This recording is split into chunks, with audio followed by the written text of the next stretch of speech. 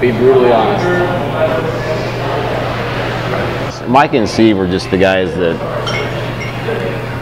they were the guys that always went out together, party, because they were the top dogs in the band, so to speak. It was like their thing. Mike is the sneaky quiet one. He does more to bring people together. I don't know if he does it intentionally or not, but he has this ability to bring people together. I mean, Steve and Eric are both really level-headed and business-minded, I guess is what I'm trying to say. And me and BT are just drunks. I'll start off with Micah Kite. A very meticulous, very neat person. You go into his room and everything is in perfect order. His albums are all alphabetized and everything is clean and neat. Very talented person. He was the driving force behind a lot of the songs that we did. You know, when girls hurt his feelings, you know, he would do something drastic to let everybody know where his feelings were. Eric Mulvane, straightforward, knows what he wants, strict. Brian's like the spark. You know, every engine has to have a spark plug, and that's Brian. Brian's that spark plug. Without him, the band wouldn't run. Eric, he's a guy that knows what's going on with everything, every conversation in the room. So he could be in one side of the room and he could hear something going on over there, and he would look at you through the side of his eye. It's like me and BT are drunks, and Eric and Steve are businessmen. Brian Taylor, another meticulous person when it comes to his guitar playing. Very tight, very creative. He's an artist. He was basically our artist for our band. He drew our logos, our shirt designs, all that stuff, our album cover. Brian Taylor did all that. Steve and myself, and you know, like any rhythm section, you're kind of the glue to holding everything together in any ways. So, and even after this amount of time where we haven't spoke a great deal or seen each other over all these years, we're still that glue. It's an unspoken bond and an unholy unity, I guess. So that's pretty much it. Actually, to sum it all up, they're all my bros. I love them, good guys, and we rocked it out, man. But this is their debut, and I do believe this whole thing is being taped tonight, so you might want to yell extra loud for that. Let's get this fucking party rolling. Let's have a big hand for Ripsaw!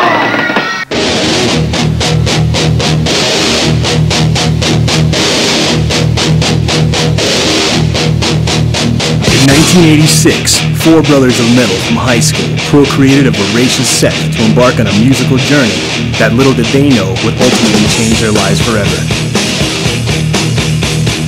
The only obstacle, they all lived in separate cities. This didn't stop your dream of someday coming together and forging an album comprised of banefully sick and twisted metal.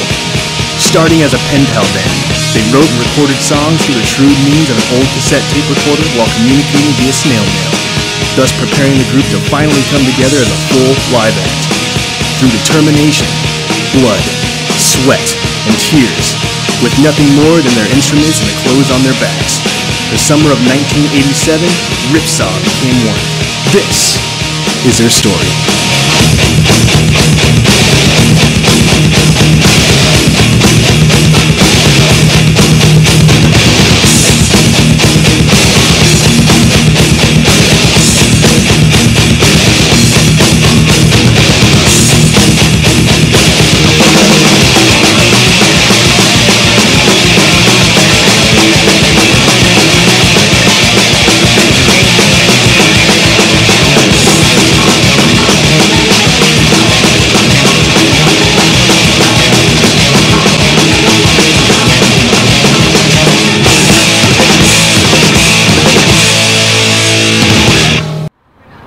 Brian K. Taylor, rhythm guitar, vocals.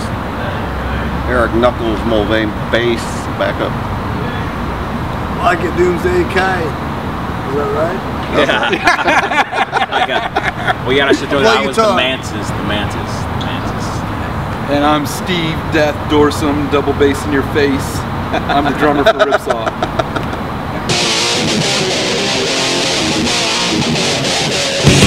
at We one all point in lived time. apart. We didn't live together at all. And We had a pen pal band. Yeah, we wanted to get something together, and we needed a drummer. And Steve here was actually you were just actually starting to play, right? Right. Yeah, I wasn't that good. You had that kid, you know. But I seen that okay, we got potential here, so we got him practice, and everything worked out fine. And then swapping demos back and forth with Micah, and then eventually I took off after that, you know, the long winter of sleeping in his truck in the wintertime, and took off to McPherson to be with Micah, and then Steve eventually came down and we just, I said, hey man, we need a bass player.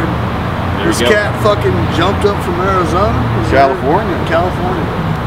An airplane ticket one way to Kansas, I guess, the $5 in my pocket, and landing at Wichita, right? International, International Airport, or whatever the fuck they call that thing. And I get picked up by Kite, who comes down with no damn money in grandma's ass car. And then it was on where from there. Where can I stay? Sharing the waterbed with many people. So basically, we're all living out of town. Brian and I are together. I'm new to playing drums, totally. Brian, Micah, Eric, they all gave me a chance. They all believed in me. Brian made me good. He punched me every day until I got it right, and it made me good, and I love him for it. To this day, he's made me who I am. But ultimately, we all came. But we came together away from the same town. Boom! Instead of sending cassette tapes through the U.S. mail and learning the songs and sending them back, we finally collaborated in one town, and we put it all together as one.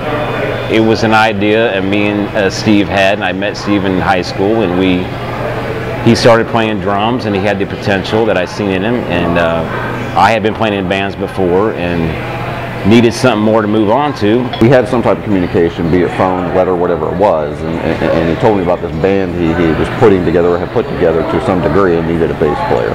So he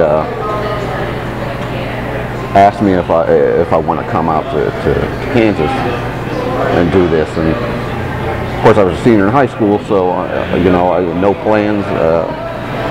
It's funny enough, I'd actually attempted to go in the Navy just prior to graduation, and the Navy wouldn't take me originally, so for a graduation present, getting a one-way ticket to Kansas, to Wichita, Kansas, of all places. So I kind of took a flying leap, really, on this. Funny story is, when he picked me up at the airport, he parked in short-term parking at the airport like you would in any other place. And when we went to leave the airport, he pulled up to exit the parking area, and the guy, of course, you know, holds out his hand and says, you know, $6.50 or whatever it was for parking. And Michael looks at me, looks around the car, he's like, anybody got $6.50? I'm like, dude, I got $5 in my pocket when I left, you know, after whatever I spent on the way here, I might have $3 in my pocket. So he says to the guy, well, you know, we got to go back and get some money, and can we pull forward and turn around? And the guy's like, yeah, that's fine, pull forward and turn around. So he pulls forward, turns around the parking lot, drives around the parking lot, and then eventually goes all the way out to the end, jumps the curb, over the grass and onto the freeway to avoid having to pay this parking fee. Hang on. Do you have any hot sauce back there? Absolutely. Do you have more, or is that all?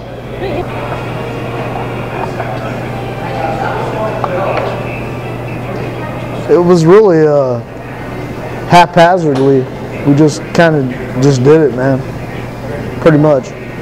Brian Taylor, Micah has already moved off out of town by now, and Brian Taylor lives there with me, and he handed me a Metallica tape. He said, if you can learn this on the drums, I will come back and jam with you, because he was a really good guitar player, and I was nobody, you know. I didn't know how to play drums really that well, and those guys were serious. They wanted to put a real band together and make it happen, and I wanted in on it, but you know, I didn't know how to play drums that well. So he worked with me, and he worked with me, and he believed in me, and he stuck with me, and I started getting better and better and better and better. And like I said, we were in the Pen Pal band, and eventually I ended up the summer of 1986, I believe. I moved from my home in Leavenworth, Kansas to McPherson, Kansas, and I told my parents that I'm just going down for a visit, but I knew I wasn't going down just for a visit. I was going to change my life forever. I wasn't coming back. So basically what I did, I loaded up my drums, my bed, my clothes, I went down there, and that's when everybody came in from other places to be there all as one, as Ripsaw, and we started. But, you know, I'll tell you how special it is when we're a pen pal band, and we have been that for that whole year, and we finally come to one town together to start playing, and we've never played with each other ever. And we sat down and we ripped through the set like we've been together for years, and that's something special that I saw immediately in the band, that, you know, we had the connection together. We didn't have to look at each other, we had the connection. We had the heart, we had the feel, and that's where it all started. Yeah, I mean, you're right about that, because when we did get together, we just started jamming, practicing. It was there. We were just together. There was no conflicts or anything. No. We just came together, and that was it, you know. Back when we started as a pen pal band, Brian and I practiced in my dad's living room in the duplex apartment we lived in. My dad gave one stipulation to that, is that we never ever practice when the neighbors are home. So, needless to say, we were always waiting for the neighbors to leave, watching their car. As soon as they left, we'd be on it. One day, they just would not go anywhere, and we needed to get on practice, so I figured we would squeak a quick practice in for my dad got home from work. We did so, and wouldn't you know it, the day we do that, my dad comes home early from work, comes in the door, and this is what happens. Steve, I don't want you doing that no more. When the neighbors are home, I've told you, goddamn. I don't give a damn, they're over there. Why? God damn, man. Don't argue with me. Thanks, Dad, for letting us jam in your living room, and sorry we gave you the gray hair.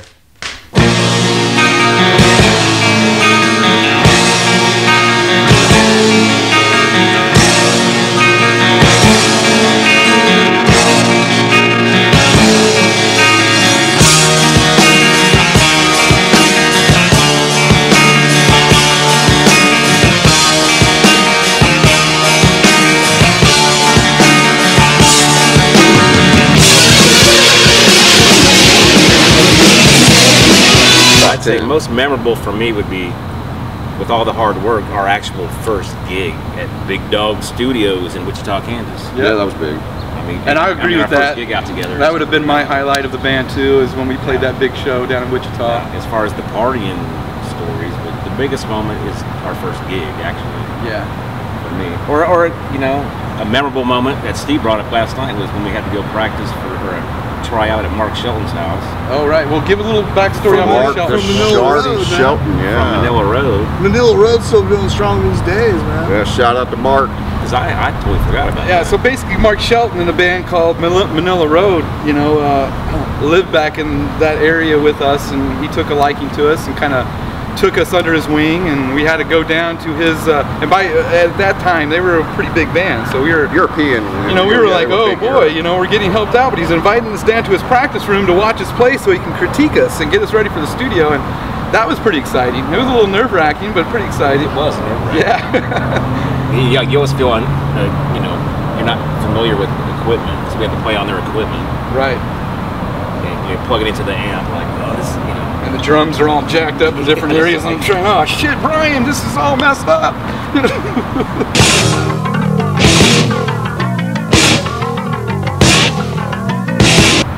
Like last night, we all reunited, went to the Death Angel show. So one of the albums we grew up on, or as a band, was the Ultra Violence. But for me, it was mainly, my influences were definitely Anthrax, Metallica, James Hetfield, of course, the Rhythm Master, Nuclear Assault, Testament. This goes on. That's basically it for me. I mean, there's so many others. But How about you, Eric? I was always 70s, man. 70s all the way.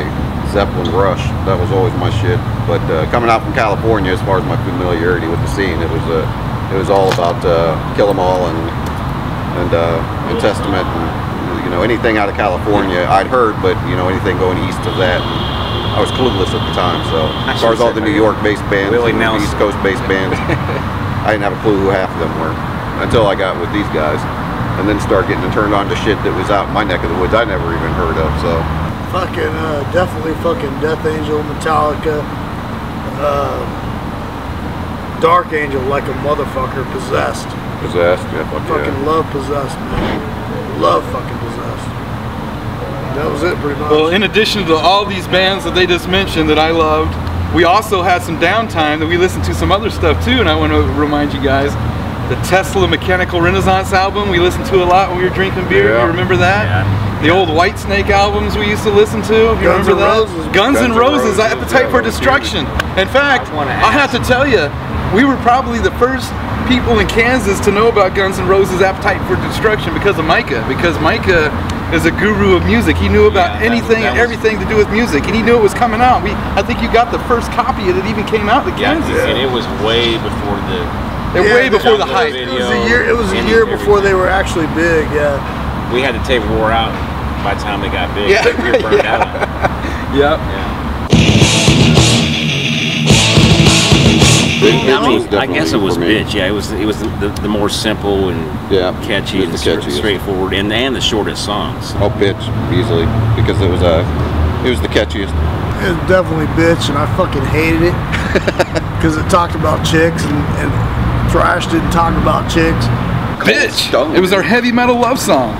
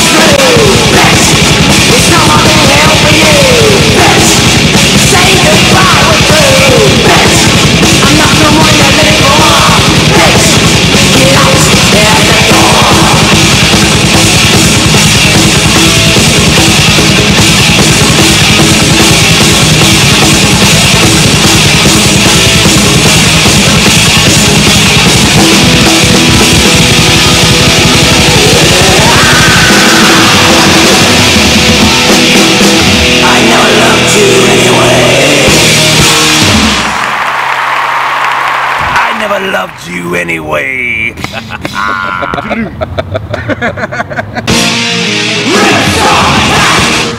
Micah's grandmother, LaVon Ball. She was a staple into enabling Ripsaw to finally come together as one. As I was moving down from Leavenworth, Kansas to McPherson, my parents weren't happy about it at all. I was doing it regardless whether they were happy or not. Mike and I had a master plan of living in the band house and making it all happen and doing a record, but we had his grandmother tell my parents that I was living there and she was taking care of us and everything was going to be fine. And my parents bought it all and they went on back home and everything was fine, but little did they know, we went right into the band house, and that's where we lived. She kept a thumb on us through town everywhere to make sure we were okay. And when we didn't have money for our rent for our house, she always came to the rescue and paid the rent. But I really think that she was scared that we were going to move in with her. But she gave Micah a choice back then. She was saving up money so she can buy him a new car, a new used car, whatever. And he didn't want a car. I don't want a car. I want a record. She goes, well, do you want a car or do you want a record? He said, I want a record. So she gave us a record. She paid for the whole demo. And we recorded it, and here it is. It was done in Newton. It was Newton, Kansas, Miller's studio. Larry D. Funk, engineer, yeah. Mark Shelton, Manila Road, producing. It was a fun time. I mean, going in there, it was just, that was my first experience in the studio. That was everybody's, I think, for the most part. And it was just, I felt at ease. I was excited. I wanted to, this was it. I was in a band. I'm recording a demo. I really can't say it. It was just. I wasn't quite sure what to think. I mean, walk into someone's house, it's a house. I'm like, the fuck, we're in a house. And then you go down the basement and you a house to a studio. I see a freezer right at the bottom of the stairs and right into a studio. I'm like, holy shit, there's an actual studio down here. I didn't know what to make of it. Yeah, fucking. I had a good time, man. Fucking, it was cool, just rolling up and recording. Fuck. What else you do? Play guitar. It was just so cool being, I felt that things are starting to happen and we're going somewhere kind of feeling, being isolated. I had the back room and we recorded live in the main center, didn't we? Yeah, which I really love that. Yeah. When we recorded live, I mean, that brought the band out together on the recording. And just hearing it live, it was just like, I don't know, it was great, man. Yeah, there was isolation on vocals and there was some isolation on drums. And then, of course, Micah had some isolation on his own with some solos. I remember Micah, he would always do but he did his lead tracks, he was in the main control room. We'd all have to leave. Doing that, and he would, Mr. George Lynch here, I always call him, at the time, But, for me, going into the studio finally was just a testament to all the hard work that we put into it the year before. Brian and I being together, Eric being in California, Micah being in another town, doing the Pen Pal band thing, and really working hard at it, and trying to get a whole set list together for a record. And when we finally went into the studio, it all came together finally. And for me, it was a very exciting time because that's what we really were striving for, to make this music and get into the studio and record it so everybody could hear it, send it to record labels, try to get signed. I mean, that was, our main goal. But going into that studio, it was basically really all of our first times in a real professional studio, right? Yeah, we shopped, and we did shop. We did shop a few studios. Yeah, we did. They did that mask of Red Death or some shit there. During that time where Cheryl actually got a hold of Mark Shelton, or I don't know how she found out about him, but remember he came over to the Ripsaw house that one night to actually watch us practice. Yeah, that's funny. We didn't even have a PA system. He just said, don't worry, just sing the words out loud. I'll watch your mouth move. I think we didn't have PA. We did not have a PA. No, we didn't have any PA. We had no PA for the vocals. That's right, because I remember him sitting on the far wall. He was sitting on the couch. So to rehearse for the gig in the studio, you just had to shout out your vocals when we were playing, We were playing, and he liked what he heard, and they hooked us up, and we got the studio. We could have got signed, and I said, no, I don't want that record label. I said, fuck. And then later he said, well, I could have got you some. I said, well, shit. Didn't know that at the time. We had big eyes back then.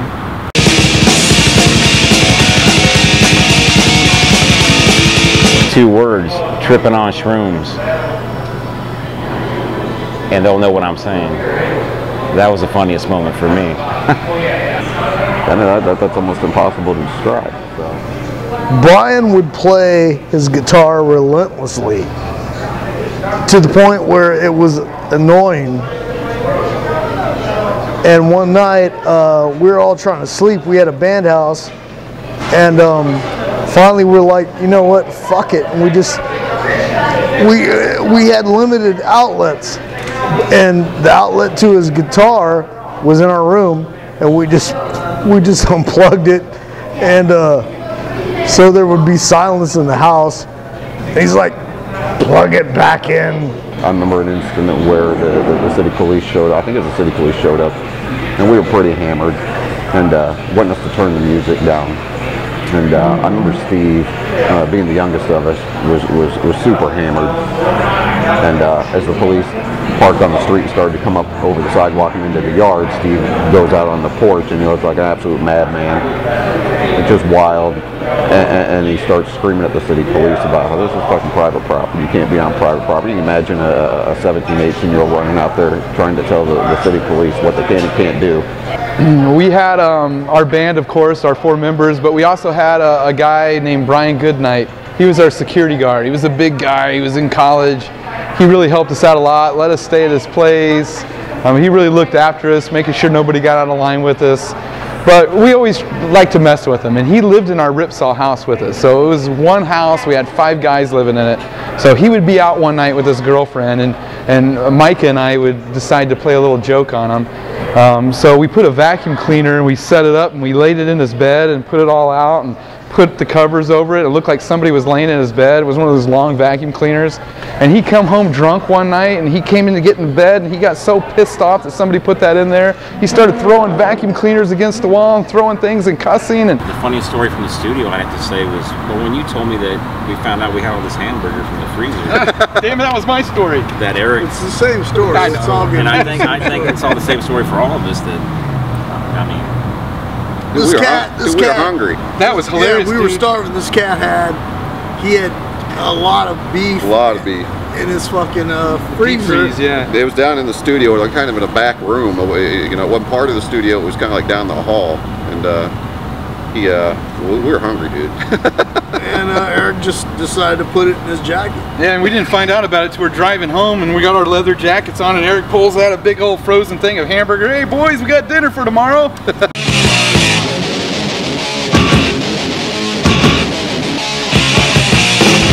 That was it. Every day, it fit perfectly all day. on the porch. Yep. Well, no. It fit in rafters, under cushions. More importantly, it fit inside a jean jacket or leather inside that pocket for walking purposes. In their coat pocket. Yep. That was it. I mean, you could get the shit for $2 and one to do you. We rarely, I should say rarely, I mean rarely ever paid for alcohol or anything else because people frequented and wanted to come over so often during the day and during the week that we never had to pay for anything because people were always, they knew the rule for coming into the house, essentially, unspoken rule was show up with something. You know, if you didn't show up with something, like a trunk load of groceries, some liquor, whatever, you know, rent money, a credit card for some groceries. Everybody had a suitcase of beer all the time.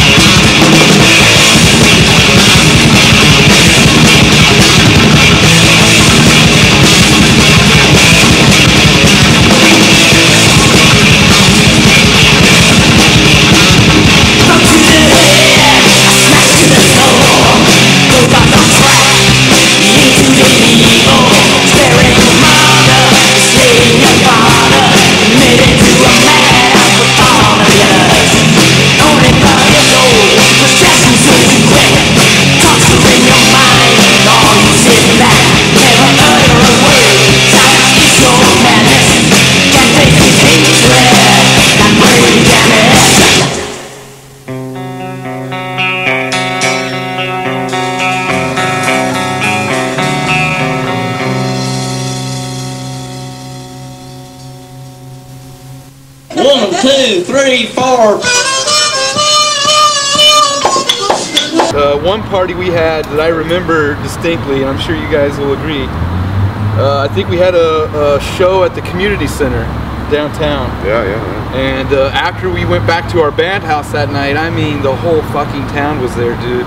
I mean, that's when we're two-fisting it all night long, all of us, 2 beers, walking around. That's how we did it. There was kegs, beer, but to make a long story short, when we woke up that next day, I think the police were knocking on our door, angry fathers were knocking on our door, the sheriff. They were all there. I mean, you can look literally down the street as far as you can see, and there would be so much fucking debris from the party.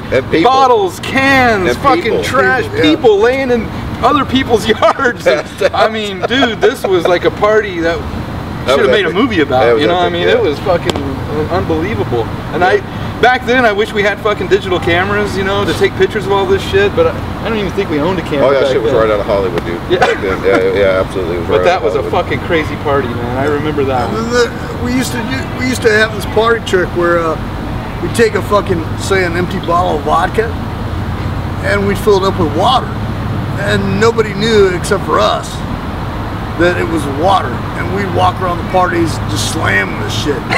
Well, there was this one cat that he was in on the joke, but one night we really were drinking vodka, so he fucking slammed this shit, and he went out and he almost died of hypothermia. Well, yeah, he passed out in the ditch and it snowed on him. Yeah. Wait, who told me about that last night? I did. Yeah, that's right. The dude walked down the street. Yeah, he walked down the end of Mom's Street, dude, just before the stop sign. Passed out in the ditch, man. It snowed that night and froze. Who was that? Eric Scales. It was Eric Scales. Oh my God. Eric Scales. Really? Yeah, it was Eric Scales. Holy shit. Okay. Yeah, because we heard about I'm finding shit out here now too. We heard about the next day. Remember, we were like, "Hey man, did you hear they found Eric in the ditch?" And we were like, "What the fuck are you kidding?" Covered with snow and shit. And then he told us, he's like, "I thought it was water." We're like, "No, dude, that really was vodka." He wasn't the first person to go in the ditch. Every day was an adventure. Every day was a new memory, literally. And every day was a fucking party. Yeah, we had our own little tricks. You know, him and I we used to have this thing where after going to many parties, not just at our place but other people's places, we learned quickly that beer and alcohol tends to run out rather quickly. So to make sure we weren't those at the end of the night without and broke like we were anyways, we made it a habit of siphoning off the pile, so to speak. We'd take extra beer, extra liquor, whatever, we'd put it in places, under cushions, in the fucking rafters, Sunday whatever it is. So when everyone else has been out for 2 or 3 hours and shit's closed, they can't go buy no more, we always seem to have a fucking beer in our hands. Like I told you last night, it's like, fuck dude, I'm out of beer. You're like, oh, you out of beer? Come here, man. Come here. Don't tell nobody. Don't tell nobody. They had the shit hid in the false ceiling. Yeah. They would hide their shit in the false ceiling. We would hide our shit in the snow. But we always had beer. Yeah, but I'll tell you what, on a lonely Sunday afternoon, we didn't have nothing going on. You see this guy right here walking around with a paper cup in his hand? There's booze hidden somewhere on the property. Check his cup. And then once you bust it for it, he goes, shh, come here, I'll show you where it's at. Don't tell no one. Either that, and he took me around to the Ripsaw house, and he reached up under the porch, and he pulled out this bottle, and he put a little bit in my cup. Shh, don't tell nobody. Put it back under there. Pretty soon everybody found out, and we were all drinking out of it anyway, but it was all good.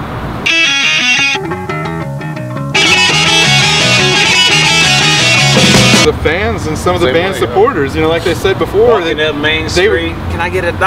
Yeah, these chicks would show up, dude, unannounced, and bring in groceries and fill us up with groceries, and you know, and they felt sorry for us. I mean, they thought. I wouldn't say they felt sorry for us. They loved it. They were into the band. They were into the band. They wanted to be a part of it. They wanted to help, so they helped feed us to keep us alive. But I tell you what, sometimes, you know, I'd be complaining to Micah, fuck, I'm starving, man. He goes, come on, dude, let's go walk down Main Street.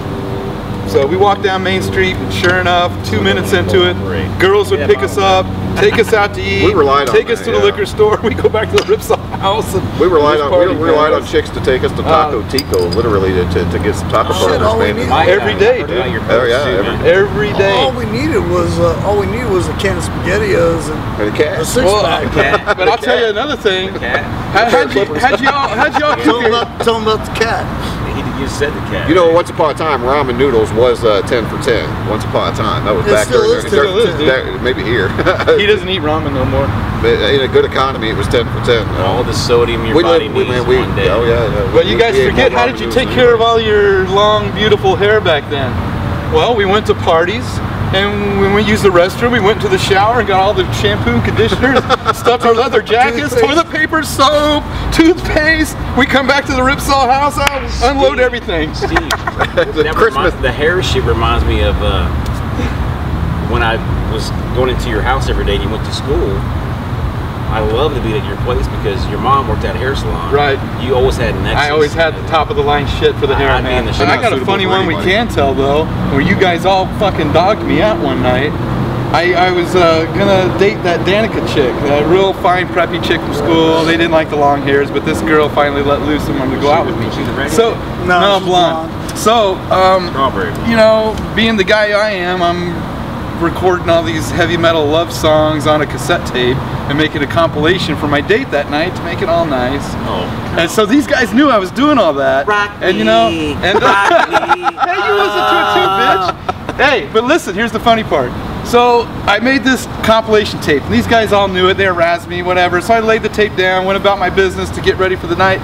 And I have a feeling this guy right here was the head of the fucking whole thing. I don't remember that shit, dude. But you'll remember in a minute. So they surgically altered my tape. They unscrewed the cassette tape, took off the cover, put some fucking heavy death metal band, and took out that old stuff and put the new tape in there with the death metal band and screwed it all together and put my tape back where they found it. And so I went out on my date that night and I grabbed the tape. And we were out on the date, and I popped the tape in this chick's cassette player, and all of a sudden, I'm like, whoa, what is this? I just sit there the whole time. Those bastards! I knew they did that.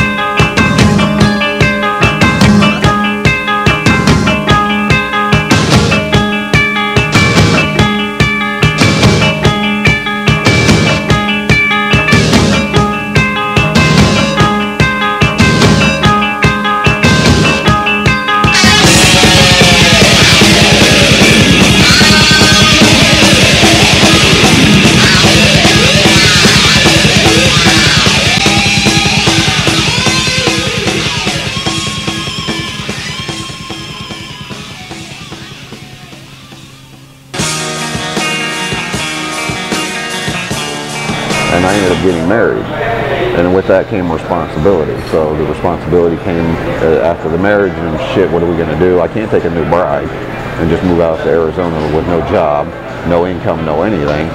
So I did what I knew how to do, and that was going to the military. So I went in the military, and that was probably my saddest moment. But at the same time, it was the greatest moment. So I got married at 19, 25, we're going on 25 years this year. I'm still married to the same person. I don't think I really had a sad moment, man. I mean, shit happens, you know what I mean? Stuff happens, man. You know, that's just how, you know, rain rolls off a duck's back, man. There's really nothing to be sad about. I mean, we're here together right now, you know, and see, the saddest moment is, you know, all this work we put into this group, all the blood, sweat, and tears, all the heart we put into it, and when we split apart, when Ripsaw broke up.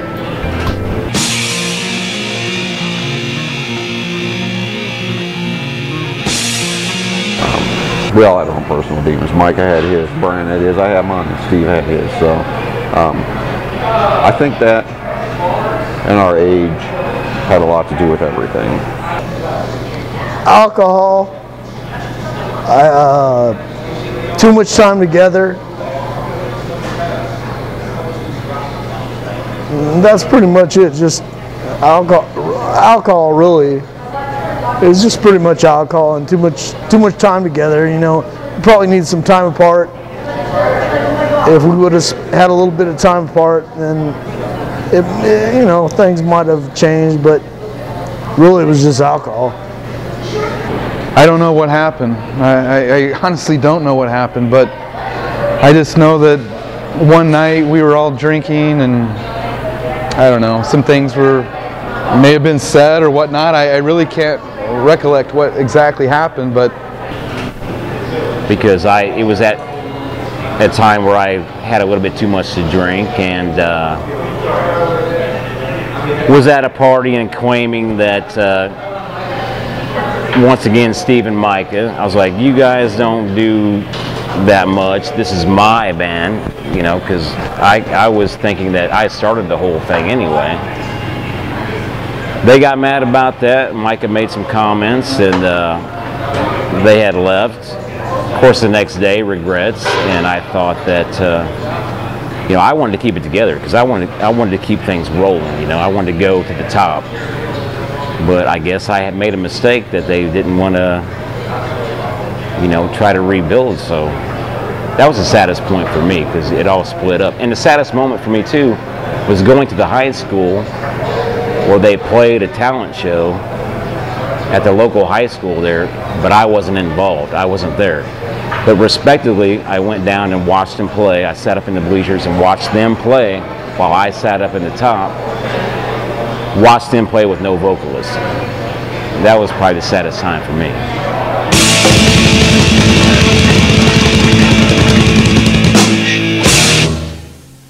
After the band split, like I said, I went in the military. I spent 4 years in the Army. I went in military intelligence in the Army. Oddly enough, after the guys had moved out here to Phoenix when I went in the military, I ended up out here as well down in Sierra Vista at Fort Huachuca for military intelligence school. And I actually did come up and see them for a weekend while I was there.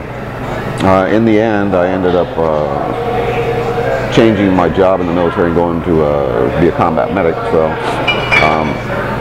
and that obviously because of the time frame that I was in, which was 88 to 92. So I ended up in the first Gulf War, and I spent nearly 9 months over in Saudi Arabia and Iraq, and damn near Turkey with the Kurds. So I spent 4 years doing that, and you know, I got out, and when I got out, I had to find a job, and I was a dad at that point. I had one kid and responsibilities, and everything else was an afterthought.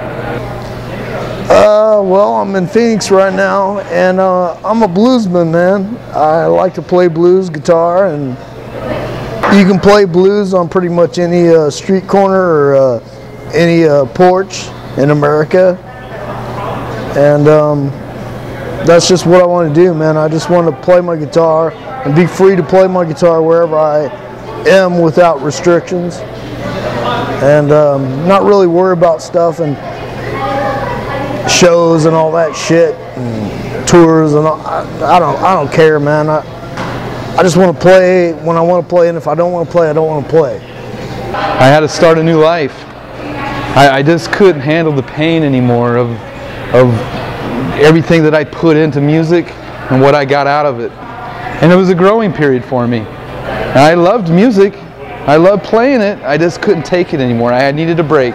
You know, I had a good life. I mean, I got married, I had a child, and everything was great. But, you know, I was used to my whole professional career. I was used to either working and coming home and going to band practice, playing concerts, going to the studio, making records, whatever it may be. But that was gone now. I didn't have that outlet anymore. So as my kid gets older, he becomes an actor. I'm like, cool, well, this is kind of fun. So I start following him as an actor, going to his training, his movie sets, commercials, whatever he's doing, and I'm looking and I'm thinking, you know what? I love this. I can do this. I want to do this. So one day I'm on set with my son, and one of the directors says, hey, I need a dad. Hey, you'll work, come try it out. I'm like, yeah, okay. I try it out. I loved it. I fell in love with it. So I've been in the entertainment industry for over 27 years to be exact. My music was gone, but my acting was there. It was a new outlet for me, and I love it. I fell in love with it. So now my son and I are actors. It's still in the entertainment industry, and that's why it still sparks me to keep going. And I'm having a blast now. So it's a whole new chapter of my life. Went from music to acting, and it was kind of a trip. So here I am. Yeah. As far as music-wise, right now I'm not currently playing with anybody. I'm just like everybody else in the world. I'm working, living. Really want to pursue music again, and well, I always still play. But I would like, after the reunion here tonight, I would love to like do some new recordings, get with the guys, and right now just focusing on myself, basically. You know, everything's still out there for, you know, each day's a new day, and take it like that each day, and you know, just living, man. That's it, just living.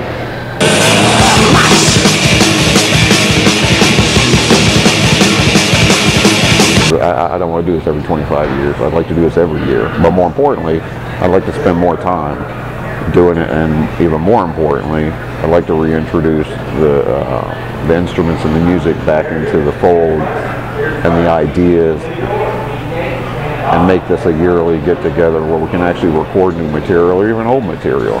I don't think the fire's dead in anybody. The fire's still very much alive. Shit, man. I want to tell them all I love them.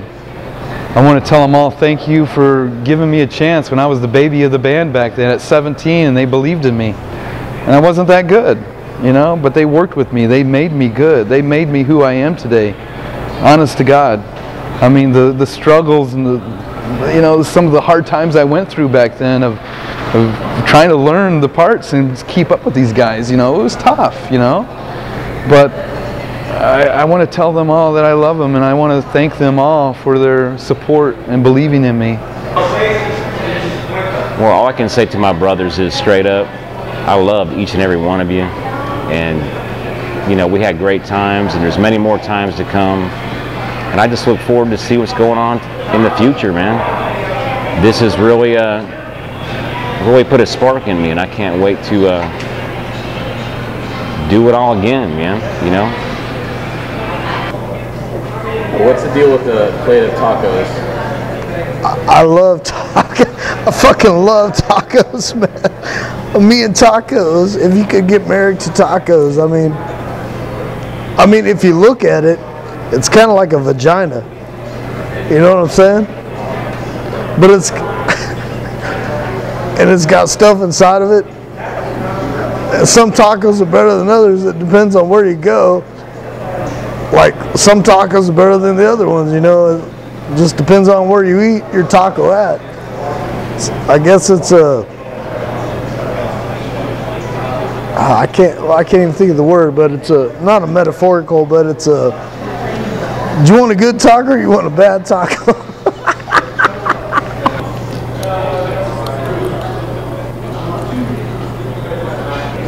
No, but I collect a hot sauce, man.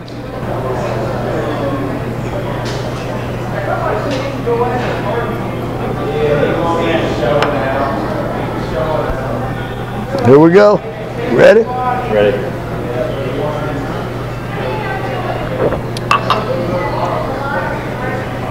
Wasn't like nothing.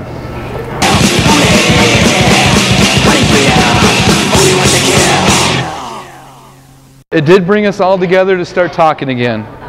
Okay, and I can't say anything definite, but you know, we all would love to make some music again as we get older and we all have changed. We'd love to see how it would sound.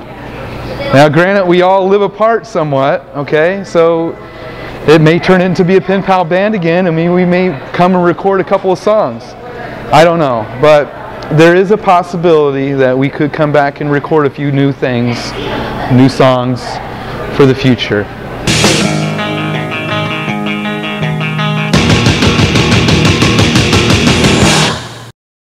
You're lucky to be alive after this one. We call this the Ripsaw